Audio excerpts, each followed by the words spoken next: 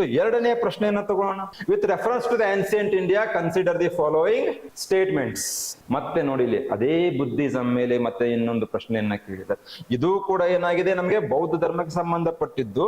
ಇದು ಕೂಡ ನಮ್ಗೆ ಏನಾಗಿದೆ, ಬೌದ್ಧ ಧರ್ಮಕ್ಕೆ ಸಂಬಂಧಪಟ್ಟಂತ ಪ್ರಶ್ನೆ ಆಗಿದೆ. ಅಂದ್ರೆ ಒಂದೇ ಟಾಪಿಕ್ ಮೇಲೆ ಎಷ್ಟು ಪ್ರಶ್ನೆಗಳು ಬರ್ತಾ ಇದೆ ಇವಾಗ. ಆದ್ರೆ ಪ್ರಶ್ನೆ ಯಾವ ರೀತಿ ಕೇಳ್ತಾ ಇದ್ದಾರೆ, ಡೆಪ್ತ್ ಅಲ್ಲಿ ಹೋಗ್ತಾ ಇದ್ದಾರೆ ಇವಾಗ. ಸೊ ಅಲ್ಲಿ ಫ್ಯಾಕ್ಚುಯಲ್ ಇತ್ತು, ಇಲ್ಲೇ ಸ್ವಲ್ಪ ಕನ್ಸೆಪ್ಚುಯಲ್ ಇದೆ. ಒಂದನೇ ಸ್ಟೇಟ್ಮೆಂಟ್ ನೋಡಿ, the concept of stupa is Buddhist in origin. ಅಂದ್ರೆ ಬೌದ್ಧ ಧರ್ಮದ ಉಗಮದೊಂದಿಗೆ ಏನಿತ್ತು, ಸ್ತೂಪ ಅನ್ನುವಂತ ಸ್ಮಾರಕ ಪರಿಕಲ್ಪನೆ ಹುಟ್ಟುಕೊಳ್ತು ಅಂತ.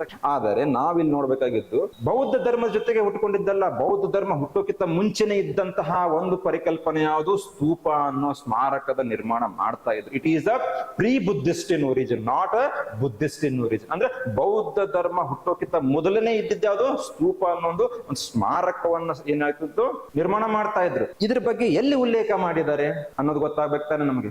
ಮಹಾಪರಿನಿಬ್ಬಣ ಸುತ್ತ ಅಂತ ಬರುತ್ತೆ ಒಂದು, ಮಹಾಪರಿನಿಬ್ಬಣ ಸುತ್ತ. ತೆರವಾದ ಬುದ್ಧಿಸಂ ಅಂತ ನಾನು ಏನ್ ಹೇಳಿದ್ನಲ್ಲ, ಅದಕ್ಕೆ ಸಂಬಂಧಪಟ್ಟಂತಹ ಒಂದು ಧರ್ಮ ಗ್ರಂಥ ಇದು. ಅದರಲ್ಲಿ ಮೆನ್ಷನ್ ಮಾಡಿದ್ದಾರೆ ಏನಂತ, ಬುದ್ಧ ಏನ್ ಮಾಡ್ತಾರಂತೆ, ತಮ್ಮ ಒಬ್ಬ ಶಿಷ್ಯ ಇರ್ತಾನೆ ಆನಂದ ಅಂತ ಹೇಳ್ಬಿಟ್ಟು ಅವ್ರಿಗೆ ಹೇಳಿರ್ತಾರಂತೆ ಬುದ್ಧ ಏನಂತ, ನಾನು ನನ್ನ ಮರಣದ ನಂತರ ಈ ರೀತಿಯಾದಂತ ಒಂದು ಸ್ಮಾರಕವನ್ನ ನೀನ್ ಏನ್ ಮಾಡ್ಬೇಕು, ನಿರ್ಮಾಣ ಮಾಡು ಅಂತ ಹೇಳ್ತಾರೆ. ಸೊ ಹಾಗಿದ್ದ ಮೇಲೆ ಏನಾಗಿದೆ, ಇದು ಬುದ್ಧರಿಗೆ ಮುಂಚೆನೆ ಗೊತ್ತಿತ್ತು ಏನಂತ, ಈ ಅಲ್ಲಿನ ಒಂದು ಪ್ರಾದೇಶಿಕ ಜನರು ಏನಿದ್ರಲ್ಲ ಅವ್ರು ಏನ್ ಮಾಡ್ತಾ ಇದ್ರಂತೆ, ಈ ಸ್ಮಾರಕವನ್ನ ನಿರ್ಮಾಣ ಮಾಡ್ತಾ ಇದ್ರಂತೆ. ಸೊ ಇದೇ ರೀತಿಯಾದಂತ ಒಂದು ಸ್ಮಾರಕವನ್ನು ನೀನು ನಿರ್ಮಾಣ ಮಾಡುವಂತ ಬುದ್ಧ ಏನ್ ಮಾಡ್ತಾರಂತೆ, ಆನಂದರಿಗೆ ಹೇಳಿ ಹೋಗ್ತಾರಂತೆ. ಎಲ್ಲಿ ಮೆನ್ಷನ್ ಮಾಡಿದ್ದಾರೆ, ಮಹಾಪರಿನಿಬ್ಬಣದಲ್ಲಿ ಸುತ್ತದಲ್ಲಿ ಏನಾಗಿದೆ ಅದು ಮೆನ್ಷನ್ ಮಾಡಿದ್ದಾರೆ.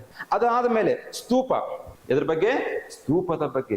ಸ್ತೂಪ ಅಂದ ತಕ್ಷಣ ಇದು ಬೌದ್ಧ ಧರ್ಮಕ್ಕೆ ಮಾತ್ರ ಸೀಮಿತವಾಗಿಲ್ಲ, ಜೈನ ಧರ್ಮದಲ್ಲೂ ಕೂಡ ಇತ್ತು. ಆದ್ರೆ ಬೌದ್ಧ ಧರ್ಮದ ಮುನಿಗಳು ಅಥವಾ ಬೌದ್ಧ ಧರ್ಮದವರು ಏನ್ ಮಾಡಿದ್ರನ್ನ ಒಂದು ಆಚರಣೆಯಾಗಿ ಪಾಲನೆ ಮಾಡ್ತಾ ಬಂದ್ರು, ಏನನ್ನ, ಸ್ತೂಪದ ಒಂದು ನಿರ್ಮಾಣವನ್ನ. ಸೊ ಹೀಗಾಗಿ ಬೌದ್ಧ ಧರ್ಮಕ್ಕೆ ಇದೇನಾಯ್ತು, ಸೀಮಿತವಾಗಿಬಿಡ್ತು.